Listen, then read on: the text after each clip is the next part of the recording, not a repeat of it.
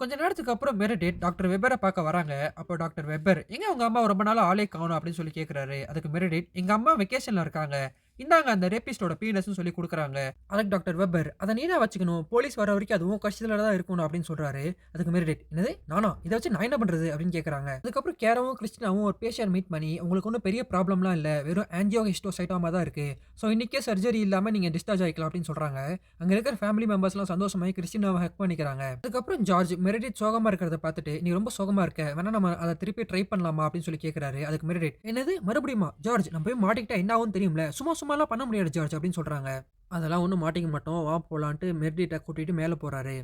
அங்க மெரிடித்தும் ஜார்ஜும் புதுசா பொறந்த குழந்தைங்கலாம் பார்த்து ரசிச்சுட்டு இருக்காங்க. கொஞ்ச நேரத்துல ஜார்ஜ் கிளம்பிடுறாரு. அதுக்கப்புறம் மெரிடித் ஒரு குழந்தை மட்டும் ரொம்ப ப்ளூ கலர்ல இருக்கிறத நோட்டீஸ் பண்றாங்க. அதுக்கப்புறம் மெரிடித் அந்த ரூம்குள்ள போய் அந்த பேபிய செக் பண்றாங்க. அதுக்குள்ள அங்க இருந்த இன்டர்ன் வந்து, "நீ இங்க என்ன பண்ற? உனக்கு இங்க இருக்க பெர்மிஷன் இல்ல. வெளியில போ" அப்படின்னு சொல்றாங்க.